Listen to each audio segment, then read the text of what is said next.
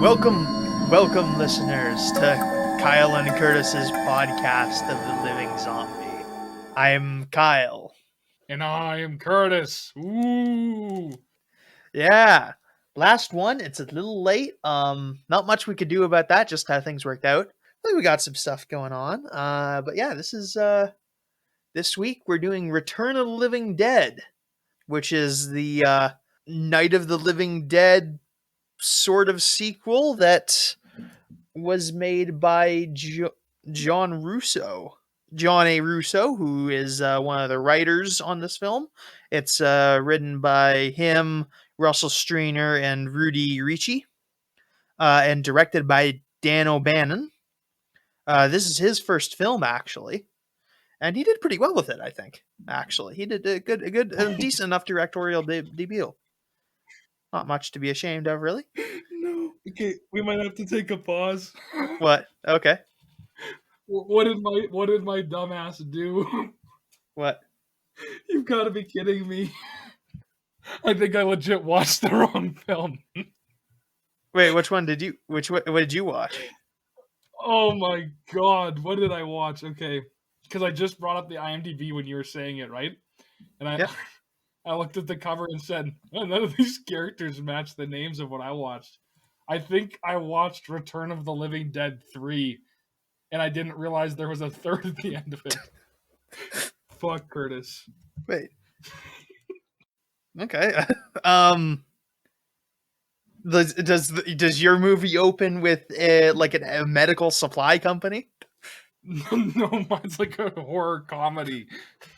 This is a horror comedy with people too. Smoking by like a lake, and it's them in like a.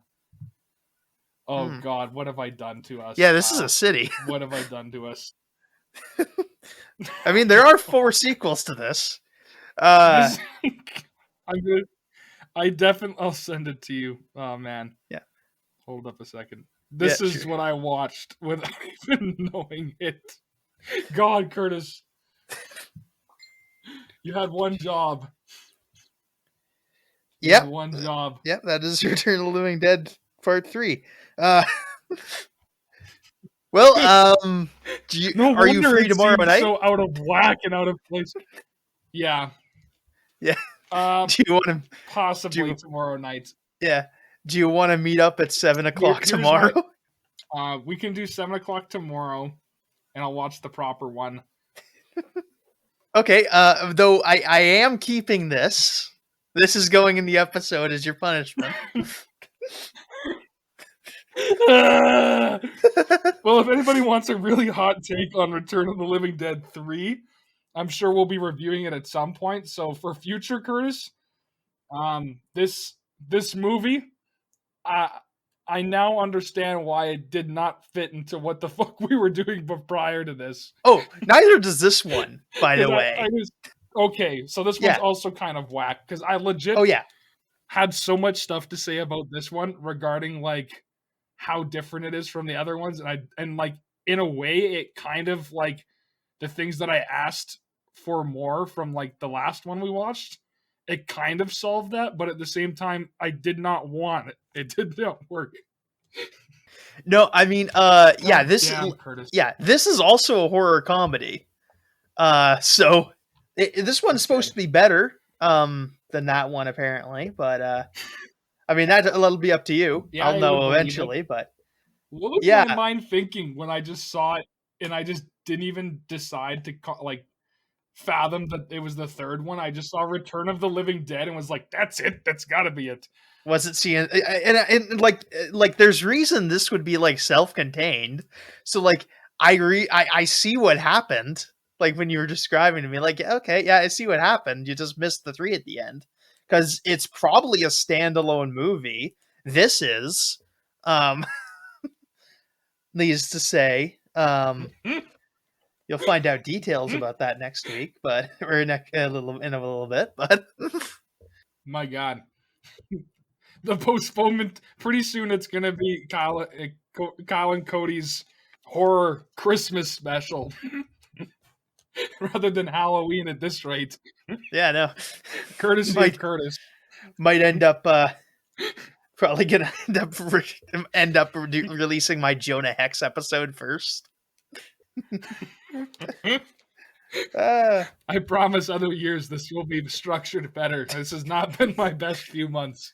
Oh yeah, no. All right. Well, yep. Try take two next. Take two. Hopefully tomorrow, maybe in a couple days. Yep. Take two then. Right. Yep. Right. You can use this. I give you my permission. Yep. It's my punishment. Yep. Pausing recording. And we're back about 48 hours later. Yeah. Yeah. We back. Yep. Yeah. So I don't even remember. I suppose we'll just start over. I don't even remember what happened. Yeah. Return of the Living Dead Return of the Living Dead this week. The final thing of the final entry for this year's edition of Kyle and Curtis's podcast of Living Zombi.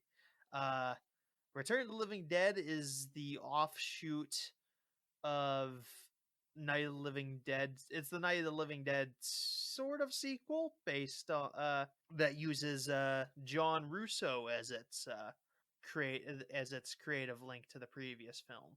John Russo was a screenwriter on the Night of the Living, one of the co-screenwriters on Night of the Living Dead, and he's a bit more of a novelist by trade.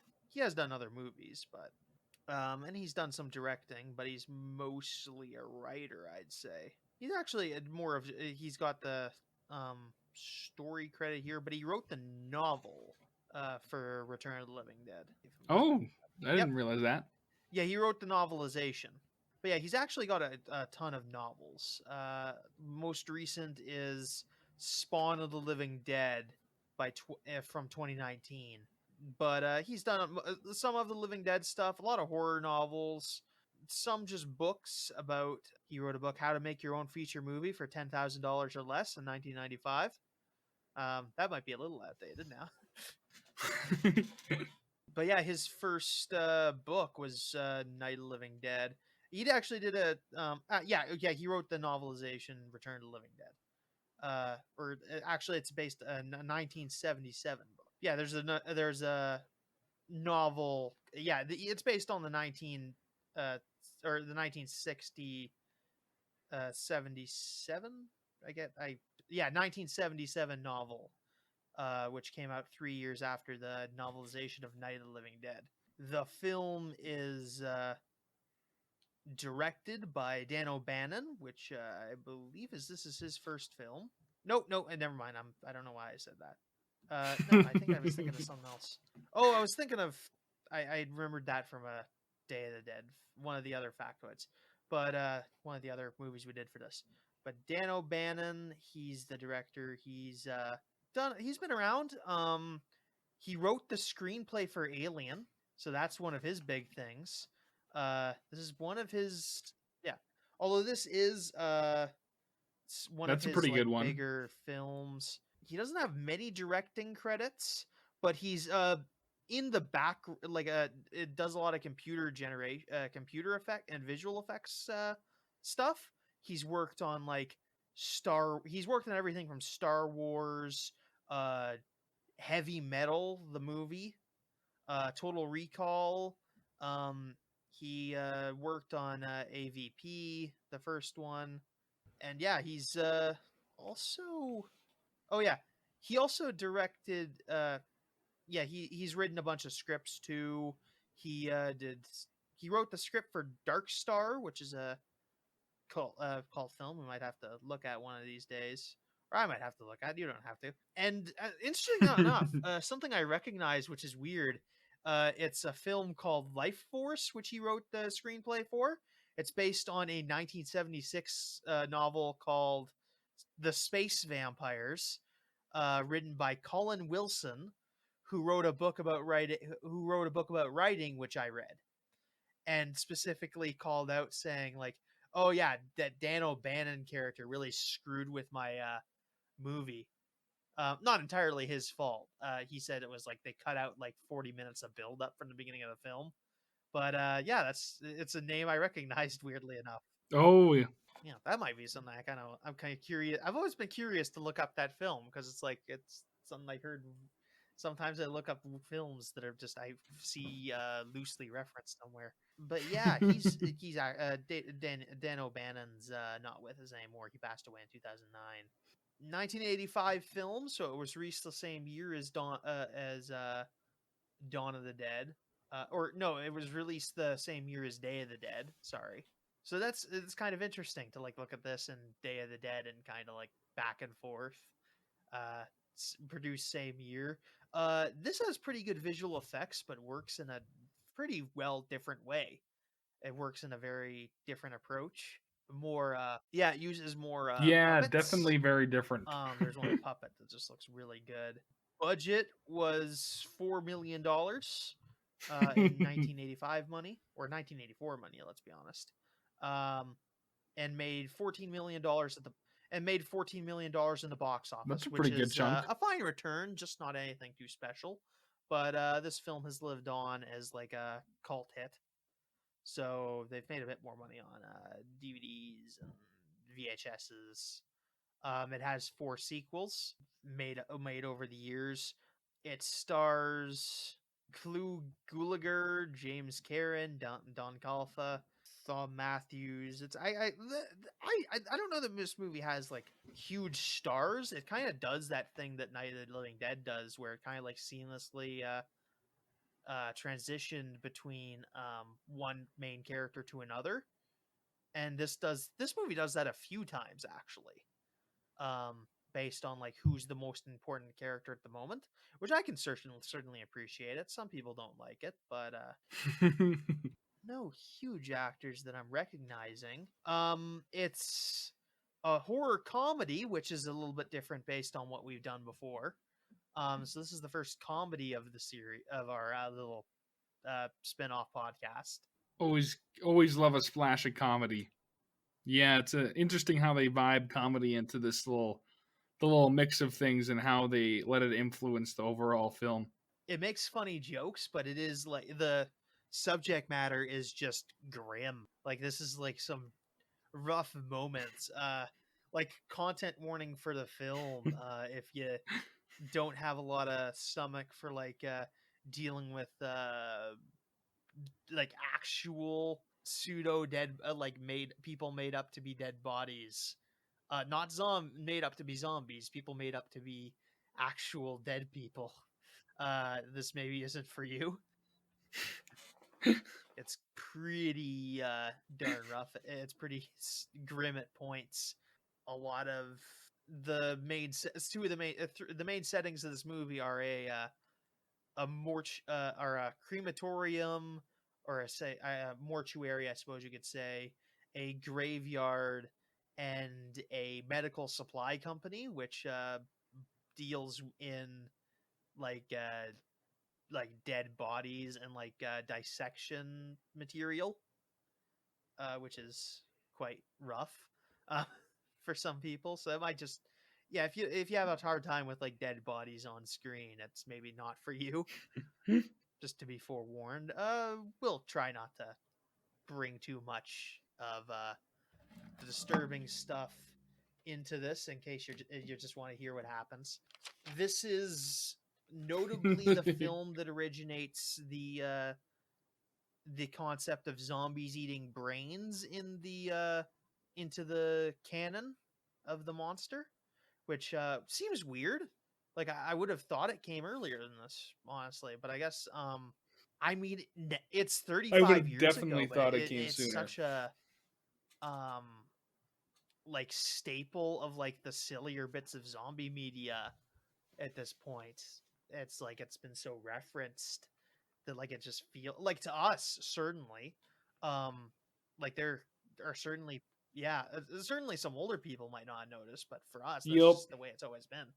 Like the people reference zombies on a kid show in the 2000s, yeah, that's a joke they make or a reference they make.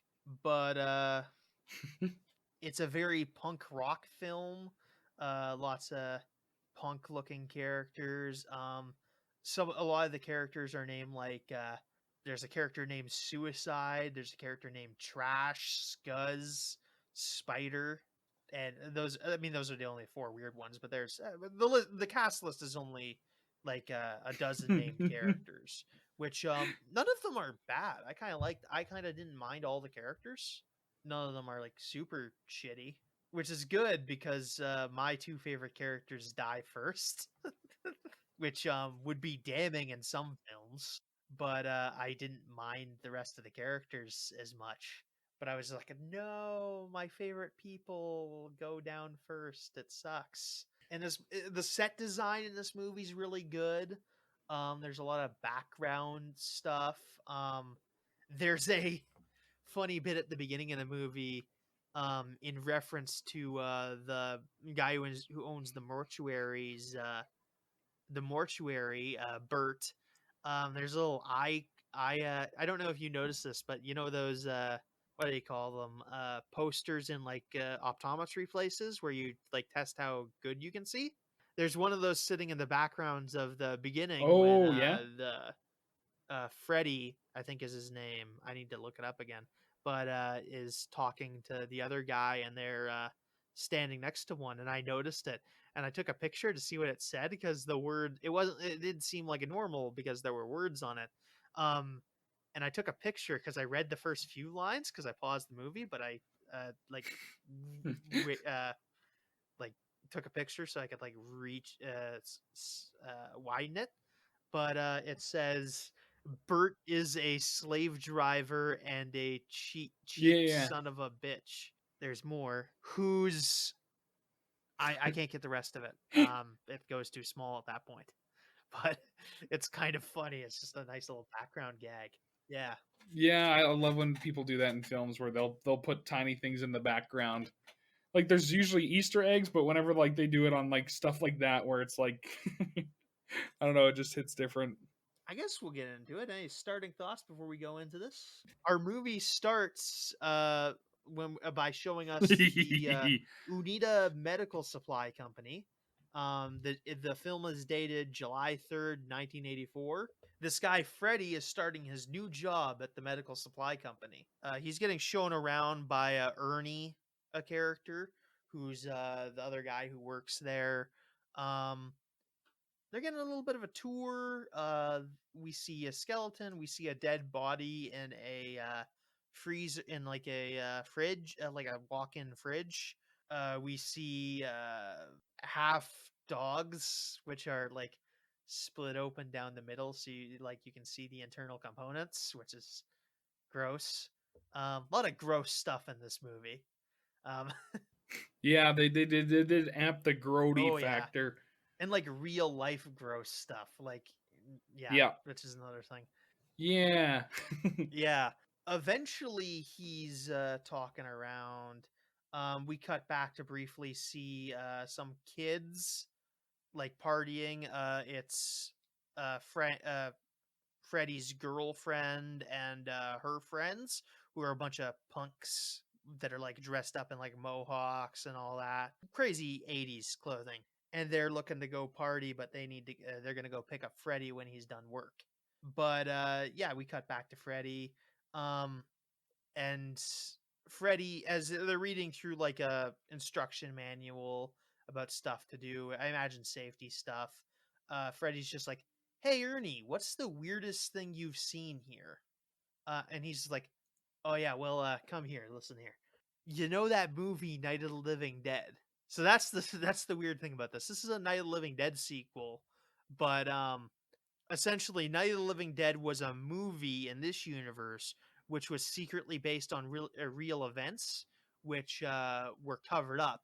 But presumably Romero and Russo heard about it, knew about it, but made a movie that had to have like a ton of stuff changed to like remove like resemblance to the in-universe real event.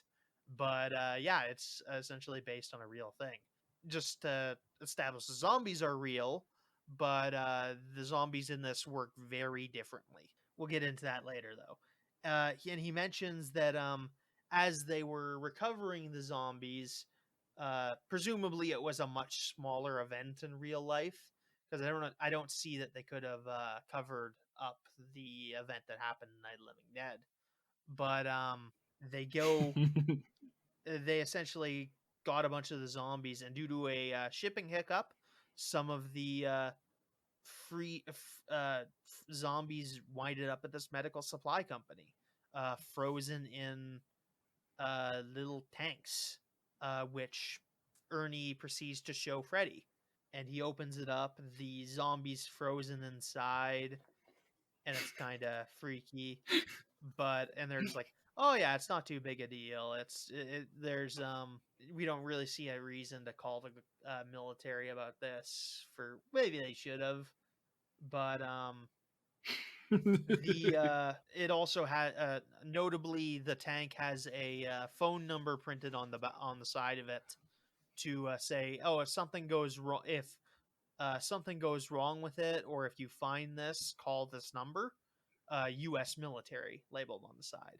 And Freddy's just like, oh yeah, is that thing safe? And he's like, oh yeah, this thing's fucking bulletproof. And then he smacks it and the thing just bursts and just starts spraying gas, which essentially fills the entire medical supply facility by going through the vents and causing Freddy and Ernie to go unconscious, and they are sick for the rest of the movie as a result of inhaling this gas. It's meant to be a bit of an allegory for Agent Orange, because that stuff's some really for those of you who don't know, Agent Orange was this nasty shit they used in the Vietnam War to essentially give people cancer and other shit, and like it's a pesticide. It actually did terrible things on both sides. Like a lot of not just Vietnamese guys, but a lot of U.S. Army guys got cancer in the long term from it. It's pretty nasty stuff, along with a lot of stuff that got used in the Vietnam War. It wasn't a good war. Anyway, and I don't know that it's a bit of a weird leap, but it's again, it's meant to like more give this general sense of like, hey, the army can't really be trusted. It's kind of like a bit of an anti-authoritarian sentiment than anything, more like a one-to-one comparison. Anyway, in the meantime, we end up cutting away to this army guy who's chatting with his wife, and it's basically implied that he's the guy in the military in charge of like looking for these missing zombies, because they went missing after presumably the events of Night of the Living Dead, as they happened in this universe, however that was. And yeah, he's just got like a big computer that sends him a 1980s email when something eventually goes wrong. And we don't see him for most of the rest of the movie. He shows up right at the very end again, but it's just there to symbolize that he's here, and he's kind of like, he's kind of like not really looking. Like if it was easy, if it was a sitting around, someone probably would have found it by now. It's like random, you know how like occasionally there'll be a news story where like some guy in Germany found a undetonated B-52 bomb, and bomb crews got to be called over. It's one of those deals. Like he's got to be around in case it does turn up, but I mean, it's not. Most days, it's not a lot of work. Basically, yeah.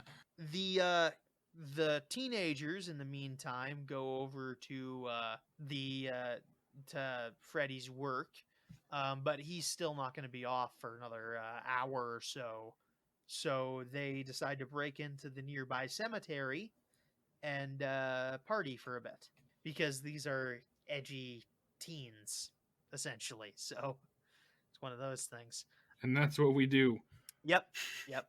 So they do that. We cut back to Freddy and Ernie, who have woken up. They are feeling really sick, and they end up starting to crawl up the stairs and go back up there, and they find that the zombie is missing. They presume it got melted because there's a bunch of like goop in the barrel it came out of, and in a way it sort of did, but we'll get to that later. It melted a little bit of melting, and we did see a little bit of just a tiny bit of melting. Yeah, we saw a little bit of it melt when we got the title drop, I think. Yeah, it did that like little. Yeah, boiled a little bit like Raiders of the Lost Ark.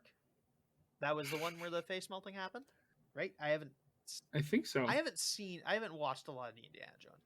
I haven't watched those in ages either. Yeah, I think I've seen like half of a few of them, but I've never like sat down and watched the whole thing. But yeah, they get upstairs because these zombies were hidden in the basement. But they get upstairs and they hear some dog barking and some screaming coming from the refrigerator. So this is one of those movies where animals can get zombified. Something else we notice is that like some butterflies were that are on like a pin board or like flapping their wings. So this is affecting a lot of shit.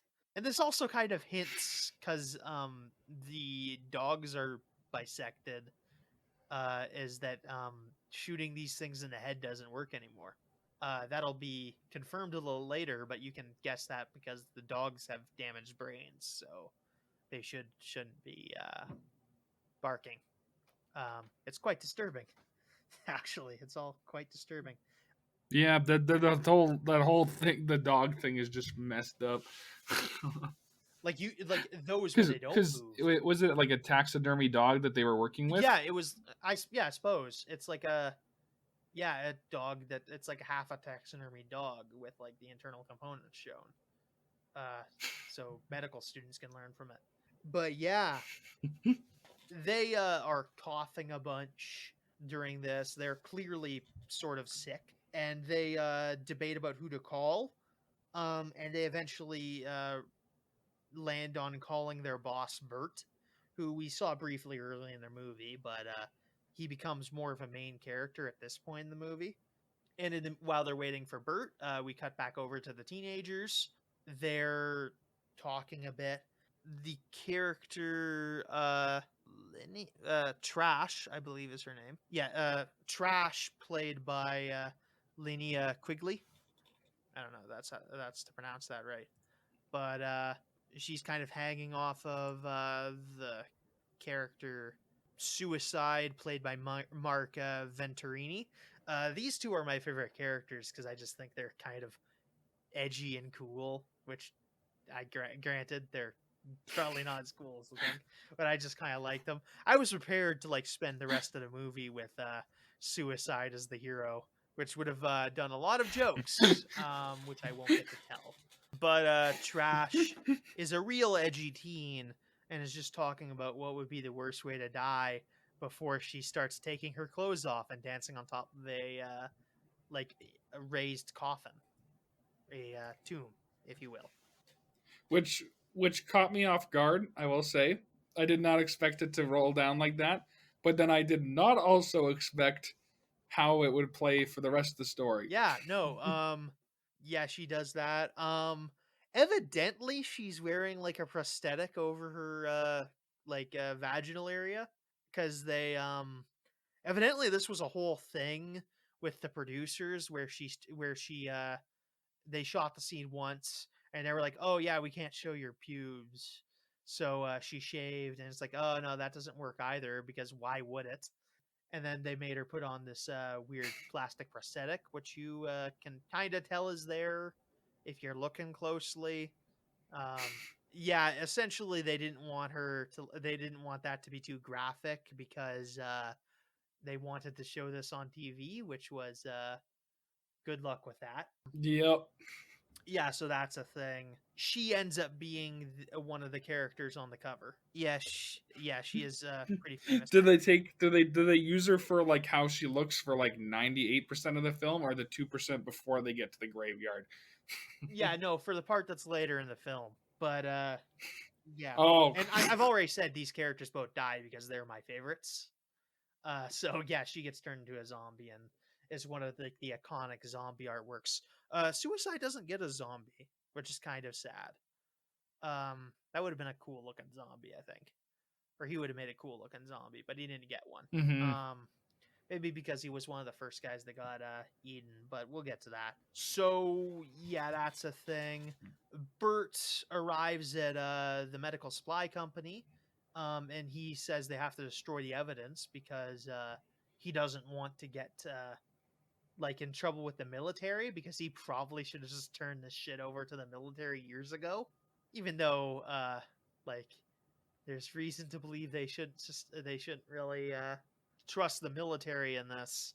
And there's also some legal ramifications he's rightfully afraid of, given events of the film. But yeah, they go to destroy the evidence, so they move on to try to. The primary thing, everything else is should be pretty easy, but the primary thing is the zombie in the refrigerator, who's screaming. The zombies in this are a lot more talkative. They're the most talkative of any of the zombies we saw in this. They also seem to like think more too. Yeah. Like they have somewhat of their personification still attached to them. Yeah. Oh, yeah. They talk a lot. Yeah. Not even particularly the ones that died recently. Like, it's just some of them talk a lot more when you give them the opportunity. And they're very intelligent creatures. They kind of break the tradition of zombies by being like too effective at their jobs individually, because you can't really fight these off like you could like a regular zombies, which is gonna maybe make this less thrilling as compared to other zombie movies. But that's not necessarily a downside against the film, really. It just makes the creatures more scary, which I can hardly besmirch them. Yeah, they set up a ambush for the zombie as they open the fridge for it, and slam a pickaxe into its brain, which promptly doesn't work. So they have to resort to like cutting the zombie into little pieces and putting it in the garbage bag so it can't hurt anyone. They talk about what to do with it. They bring up the idea of acid, but they just don't have that amount or quality of acid to get rid of all these things in their entirety. But they do figure that the guy in charge of the crematorium is probably still working, so they decide to bag everything up and take it over there, where they'll ask a favor of the crematoria guy. Actually, maybe I think Ernie's the crematorium guy, actually. Yeah, Ernie's the crematorium guy. I got that wrong. Sorry. Frank is the guy that Freddy's been hanging out with. Yep, that sounds right. Chuck. Yeah, Chuck, I think so. There's a lot of names in this film. Oh, yeah, there's a lot of... Oh, yeah, I think... No, yeah, Frank's the guy that Freddy was hanging out with. Yeah, Ernie is the... Yep, I think so, yeah. Yeah, because Frank's... James Karen, the guy who plays Frank, is quite a bit older. He's born in 1923. So, yeah, I'm assuming that's right. The names get a little bit blurrier as we get later into the movie, and like as they start dropping off and they go to like the more background characters get into more of a starring role. I gotta say, the actors in this probably got a decent deal, actually. Like, a lot of them are side actors, speaking of the named actors, rather. But even though I'd characterize a lot of them as side actors, I think they all get a good amount of lines. Like, I'd scarcely feel that any of the actors, like, just at a surface level, I don't think any of the actors would be like, yeah, I didn't get enough lines in that. I feel like they all get a good chunk of it, which is probably a nice little experience, actually. Very true, yeah. Yeah, nice little benefit. You don't get that with a lot of movies, even ones with big, sort of bigger casts like this. So yeah, they're planning to go to talk to him. They go over to the crematorium, where Ernie is embalming a body, because that's a thing. But Bert is managing. Bert is now pretty well closest to main character. He's at the top of the cast list most of the time. His actor Clu Gulager, Gulager. Gulager. That's God. That is like, I'd name a D&D character this and wouldn't feel weird, and they'd figure it sounded too made up. What is he? What is I mean, he's just born in the United States. Yeah, no, he's from Oklahoma. He's not like a European actor at all. He co-starred in a movie with Ronald Reagan in 1964. He's an old Western guy. I guess he's bigger. Dang. Yeah, he's actually sort of got a bunch of like Westerns under his title. Oh yeah, no, that he co-starred with Lee Marvin and Ronald Reagan. Lee Marvin being a guy who's been on the podcast before. He was the old guy from Delta Force, if you've followed the show. But yeah, that was his. That was his first major film. Was in The Killers in 1964, starring him, Lee Marvin, and Ronald Reagan. But yeah, he's in The Last Picture Show. He appears opposite John Wayne and McHugh. He's got a nice little career, actually. That's probably not too shabby. Oh, he's yeah, that's a good little run. He's in the new Quentin Tarantino movie, Once Upon a Time in Hollywood. I think that's the most recent one as of recording. Oh snap! Yeah, he appears in that. I don't know if he has a big role. He's big in the horror film Feast, where he appears a lot. And he's directed a couple short films. Yeah, he's got an all right career, actually. Yeah, that's all right. Good for him. I'd say so. It's not bad at all. But yeah, he becomes sort of the star of the movie at this point, which is I suppose we can attribute that filmmaking, that writing technique to Russo now. I feel like we can kind of attribute that to him at this point, which is interesting. But yeah, eventually they have their conversation with Ernie. They're talking about it, just getting him to do a big favor and not say anything. So eventually he agrees, and he's brought in to what the deal is, and they use his crematorium to dispose of the zombie. And I presumably the dog and like some of the other crap they had lying around that was coming to life.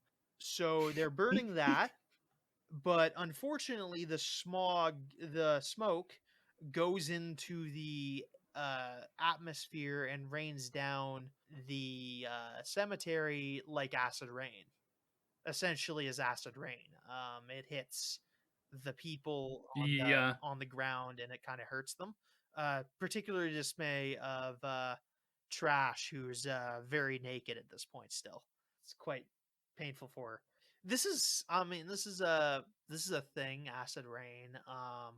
It's actually not this was, if you were a kid if you were from like the 90s and the 80s, this was something you were maybe raised to be a bit more afraid of, but they ended up essentially fixing the issue by reducing do what little progress we have made in order to deal with greenhouse gas. And also they've done filtering for power plant emissions to get some of the nastier stuff out, so it's not as big a deal nowadays. But if you were real into environmental activism in like the 90s and 80s, you'd hear a lot about acid rain. But we've thankfully reduced the threat of that significantly, just based on what we have managed to do, and what we haven't managed to roll back. But yeah, so this is going to result in the cemetery coming to life. This is one of the worst zombie apocalypse scenarios they could have possibly have picked. Like, they are in the most screwy position.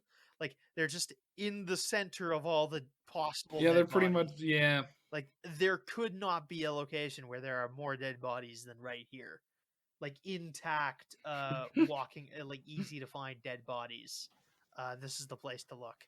So this is going to be a pretty dour situation pretty quick here. But yeah, they've disposed, but they don't quite notice it yet. But yeah, they end up, the teens end up having to look for shelter. They can't really gain shelter in Suicide's car because it's mostly it's got like a tarp for a roof. It doesn't have like a metal roof because it's convertible. So it's not like a fancy convertible. It's like one of those cheap convertibles with the tarp roof. I don't know what those are made out of. I suppose tarp is the word for it. But they need to go for shelter somewhere else, so they wander into the medical supply building because it's the nearest building, essentially, after they get to the car. Obviously, the funeral home in the middle of the cemetery probably would have been closer, but if they hadn't left the cemetery. So yeah, they wander into there. They go looking for Freddy because they know Freddy works here. They wander about the place until they eventually wander into the basement, where we get the the glimpse of like one of the probably the most iconic zombie from this movie, which is called the Tar Zombie, which is from the which is in the basement. So it goes after one of the girls. I forget which one, but Suicide goes to try to stop it and is promptly killed. And I was a little sadder at my favorite character going away. Uh, that is goodbye, Suicide. Yeah. We hardly knew you. I guess you really weren't. So much lore that we never got. So much deep, rich lore of why Suicide was so edgy. So much. He had such a big story to share. Yeah, so many distasteful jokes. But yeah, they end up having to flee to the top floor to escape the zombie. And they end up boarding up the door to the basement to keep the zombie in, the Tar Zombie in. In the meantime, Freddy and Frank have made a turn for the worse. They're looking very bad, so Bert ends up calling the ambulance because shit, what else are you supposed to do? He's not going to let these people die.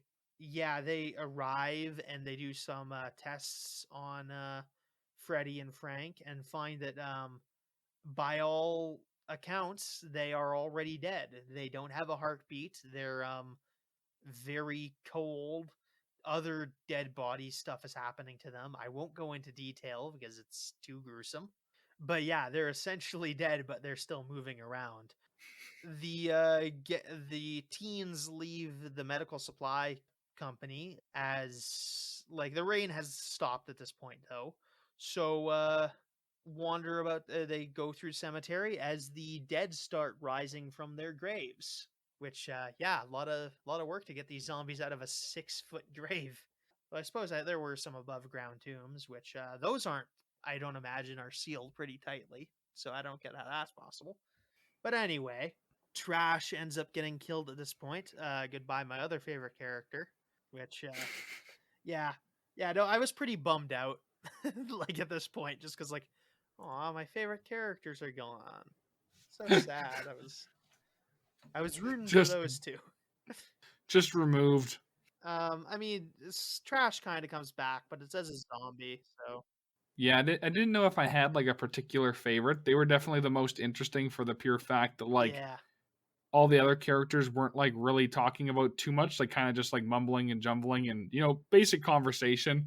And Suicide would come in and drop just some like deep philosophical shit. Which always made me laugh, where he'd just be like, I just feel like nobody gets me. They just look at me like I'm strange or something. This is not a phase. And I'm just like, okay, this makes me laugh. And then Trash legit just took off her clothes like within the first 10 minutes. And I kept thinking like, okay, now she's going to have them back on. And it was like, nope. And I'm like, okay, maybe now she'll have something on. It's like, nope. No, yeah, it's pretty nuts. But yeah, so they end up running toward the funeral home because it's the only other building within a reasonable area. The area they're in seems to be a lot of parking lot and stuff. It doesn't seem like there's a lot of buildings.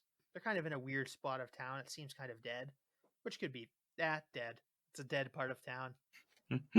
That explains everything. But yeah, they wander into the crematorium. Freddy's girlfriend reunites with him. She's pretty freaked out because her boyfriend's pretty close to dead. Tina's her name. I should get that. But yeah, they end up calling cops, and the paramedics go out into the out toward their ambulance and get ambushed by zombies. This is a thing they do throughout the movie. They just gather around the vehicles and charge people as like a way of trapping them. And they use the dead bodies of the open ambulance to lure in other people. And when the cops arrive, they go after the cops when they go to invest the ambulance because they don't know what's going on yet. Yeah, it's interesting. And when they kill people, the zombies just they like, and like we talked about when we talked a little bit earlier about like how like they talk and they seem like definitely the most talkative and personified, and like it legit in this one seems like certain, I don't know if it's all of them per se, but like certain ones definitely still like have memories of like what they're doing. They just really want brains. Cause like I swear, like the one point, like the zombies like has the light like they're a police officer and is like waving in the rest of the cars to like, come park here, like this is where you need to be. And then like once everyone stops, it's like, go get the brains. Yeah, they've set up an ambush point pretty effectively. A pretty effective ambush Yeah, point. like legit like tactical ambushes, not just like, yeah, not just like mulling like the classic, like, like they crave brains, they smell brains, they're going after brains. It's like, nah, they legit know what they're doing. And they use the radios on the ambulances and the that's right, I said ambulances and cop cars to call in. Just they take the radio on them and just like send more paramedics, send more cops, which is just silly sounding. But yeah, they use that to great effect. But yeah, the zombies then start raiding the crematorium through the more lesser like secured parts of the building. The crematorium has like an attached chapel and like larger funeral home area, which is a lot more homey with like stained glass windows and a lot of like thin like the entrance to this building has like 3 windows on either side of it, so they got to board up like 4 separate entrances. It's this is one of like the worst places you can get caught in a zombie apocalypse, legitimately. Beyond the fact that it has like a ton of dead bodies around, it's just not a very securable location. Yeah, they managed to settle in. They managed to secure a bit of the building. They lose one of the punks. I forget who it is. 2 of the other ones ended up wandering back to the medical supply building too. So that's a thing. So, but in the process, they get a hold of this zombie that's this old lady's torso and arms. And she is not wearing anything. It's sort of gross. And they interrogate the zombie to like figure out what's going on. And she gives them the deal is that the zombies are going after the brains because it makes the pain go away for a bit, apparently. Yeah, it's not, I don't think there's much of an explanation you could hope for here. But yeah.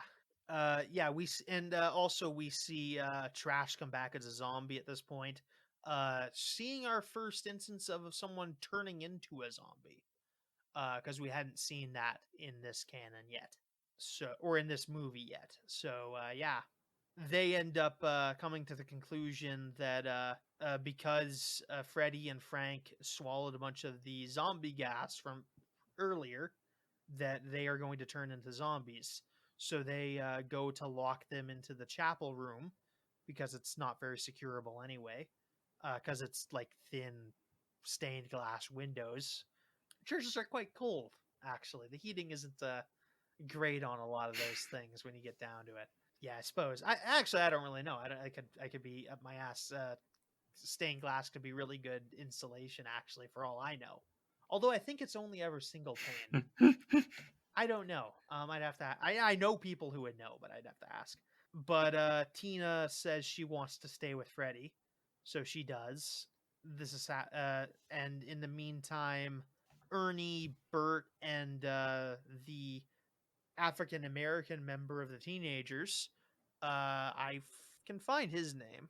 Oh, he's yeah, it's this guy's Spider. Spider's the one teenager I'm thinking of, played by Miguel A. Nunez Jr. That's a sort of long name, actually. God, he kind of looks cool. He's got Yeah. his like Google image that I'm looking at. He's kind of he looks cool. He's in it. He's definitely in his 60s now or something, but yeah, no, he looks cool. He looks pretty cool. He's done some public writing, speaking, and writing. He was in a movie called Tour of Duty. Oh, he's 57 now. In a movie called Juana Man. In a movie called Life. Kicking It Old School. Literally just a movie called Kicking It Old School. He was in a TV show called Tour of Duty. I'm just interested in what this guy does. He looked pretty cool at Google. He's in Scooby-Doo someplace, like the 2002 Scooby-Doo movie. Oh, and he's in Friday the 13th Part 5. So that's an interesting tidbit. But we'll move on. Yeah, so these three are looking up a plan. Freddy has at this point turned into a zombie properly and is going after Tina, who ends up getting saved by the remainder of the crew, which is now just down to these four. There's another boy and a girl who have fled off into a medical supply company, and they are hiding out there. So they get in their head that the best bet is to get to Ernie's car, which is nearby, and they're gonna make a run for it, or at least and see what they can do. I think they actually end up going for one of the cop cars, but Spider and Ernie end up going alone because Spider and Bert end up going alone because Ernie gets a sprained ankle, and Ernie and Tina have to go secure themselves in a attic, essentially. Not with enough time to seal it behind them properly. They don't manage to take off the ladder. They just manage to put the trap door shut and put it something on top of it. To which Freddy zombie will end up trying to bang on and taunt Tina to try to get her to come out. So they Frank and Spider flee in the cop car. They kind of have to run off because they can't they need to lure off the zombies, and they're gonna go get help. They try going toward the police barricade, which they had heard about earlier on the radio, because now the police notice what's happening here. But unfortunately, the zombies are charging the police and are going to essentially implied to spread out throughout the city. So Spider and Bert make the decision to go back to the medical supply company because also their car gets turned over and beaten up and destroyed. So they go to the supply company to go find the phone number for the army because that's the only thing they can think of to help at this point. But yeah, so that's a thing. They meet up with the two women, the boy and the girl who are hiding there. They go call on the military. They manage to, I think, knock off the head of the tar zombie so they can get the number. Because they have to get by him because he was still in the basement. So they call the army. We get a call. We get a scene with the army guy from the beginning. He just asks some questions, writes some notes, and he's like, goes over to a computer, calls some guy sitting next to a artillery battery, and says just okay, yeah, I'll nuke this small town, essentially. And yeah, they nuke a town in St. Louis or something. Yeah, somewhere in Missouri. 4,000 people dead, 20 square blocks are annihilated. And they do this to contain the incident because to be fair, the zombies can't be killed. They'd have to thoroughly do a pretty scorched earth thing, but they didn't bother recovering any of the people, which is pretty screwed up. So yeah, it's a pretty dour ending. And also we get some implications that the zombie virus is going to spread from here. And I'm guessing by the fact that there are 4 more of these movies that they don't manage to actually contain this. I'm just guessing. Insider information can give leaks for a couple movies ahead. Yeah. No, I'm guessing that's just how that turns out. But yeah. No, they straight up. Yeah. No. Yeah. Just gone, evaporated. Yep. And they're so calm about how they do it too. It's like, oh, yeah. What is there? How big's the outbreak? Okay. Yeah, and the fact that the do they just do that shit on the regular and they're just not even fazed by it? And the fact that they have that, I didn't think that like they had artillery aimed at a lot of American cities. Like, granted, if some of them probably do, or at least like they could whip something. Like, I imagine they'd at least have to whip something up after in a couple hours. But it seems like they get blown up pretty quickly. Like, yeah, no, or maybe that's just a trick of the film. But the last we see of any of the characters we've been following is them on like, Bert's on the phone still with the army guy. He's just been put on hold, and Tina and Ernie are in the attic getting taunted by Freddy. So it's, yeah, pretty downer ending, honestly. I think it's makes a pretty big statement about like not trusting the government, I guess. I mean, the government does do shady shit all the time, let's be fair. But yeah, no, I would have thought they at least would have had to like whip something up. Yeah, like some sort of attempt to stop it other than just straight up be gone. I'm not even saying that. I'm just saying like, okay, like you gotta call a guy and then like gotta wheel out the howitzer and like load it with like the special. Yeah, like there's logistical stuff just like to do any sort of artillery bombardment on American soil on anything. I wouldn't think they just have this set up, unless this is some sort of like really sophisticated anti-air thing, and this could like theoretically knock a plane out of the sky too. I don't know. I'm not an expert on these things. Yeah, so that's the movie. God, this is way short. I did 2 hours and 10 minutes yesterday. It was for another recording. So this is really nice. Yeah, no, a nice little cruise and bruise. Yeah, sort of shorter one. Thoughts? I don't know. I personally, I think I enjoyed it. Yeah, it was one of those. It was one of those times where it's like, as I'm watching it, I'm like, am I enjoying this or am I not? But I think in the end, I actually it had pretty good sense of humor. The effects were really well done. There were some questionable character moments that made me laugh, but at the same time, I think the comedy kind of embraces that moment where it's just like, yeah, I'd be looking at him and be like, this is your choice. Like this is exactly what needs to be done. But I did not expect the acid rain, which did make me laugh. Yeah, but yeah, it's kind of you kind of I think there are people out there, I've like looked it up, some people like really enjoy this movie, but I was like I'm kind of walking away with it like you are, and just are like, yeah, that was good.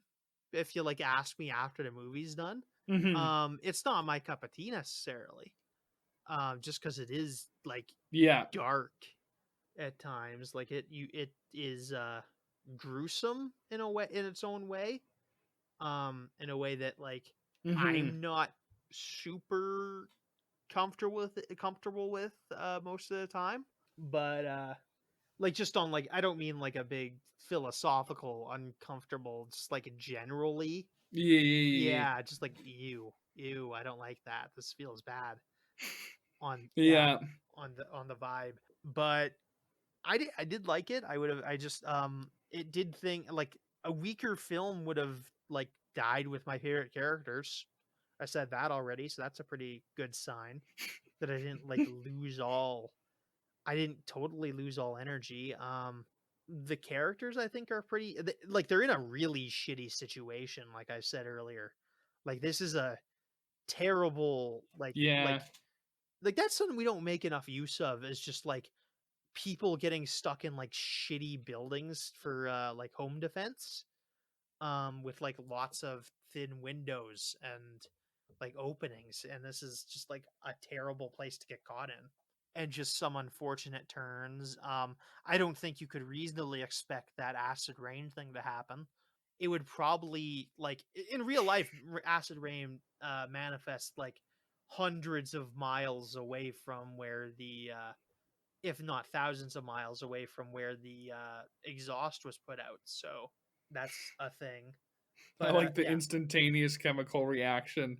Yeah, it's quick too. It's kind of like, oh, it's up, and then it just falls down. But then again, I don't know what this stuff is made of. It might be a thing where neither do I. Yeah, it might interact with like a cloud, because the smoke will go straight up if the weather's calm, and maybe it hits a cloud and that kind of like waters it and like cools it so that it falls down.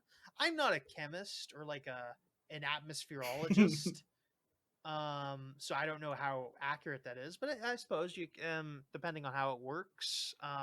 But yeah, liked it a fair bit. What do you give the movie, Kurt? Ooh, I'm trying to remember my other ratings. I think I gave like 1 an 8, one like a 6.8, and then one in the middle, I want to say. I think this one's got to go in the middle somewhere.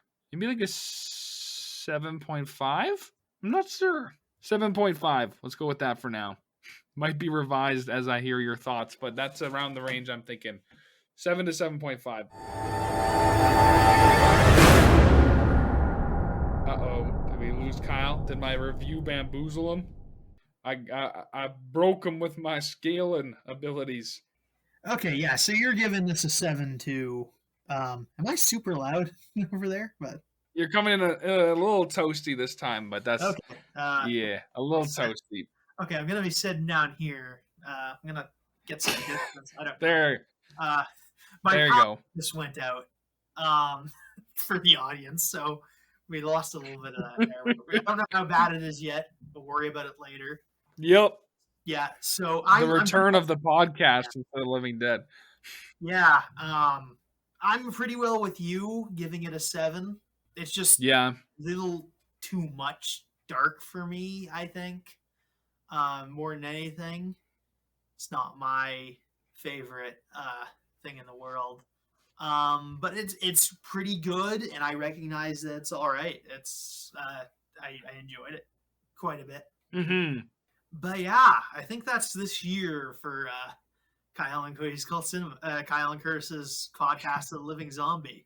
The Living Zombie. Next October, we will hopefully do the Zack Snyder Dawn of the Dead, Return of the Living Dead Part 2, Land of the Dead, and Zombie 3. Oh, that sounds fun. I think it's Land of the Dead. I'd have to go and look up my chart. But yeah, I think that's the thing. So yeah, follow us at Kyle and Cody's called CinemaCast for future editions of this. We're on the YouTubes and the Facebooks is the main social media for us. Curtis, give them your where to find yous. If you want to see what I'm up to, you can head on over to the Just Plain Universe on YouTube or Facebook. That's usually the best place to see what we're creating. But otherwise, it was one hell of a first season, and I feel like next year will be even better. I mean, I judging by how these movies turned out, probably the movies won't probably be as good. So, but, true. Yeah, we kind of went downhill as the years went by, but that's all right. Makes for even more better commentary. I'll be new, reborn, and revitalized. Yeah. So see you guys next year on Kyle and Curtis's podcast of The Living Zombi.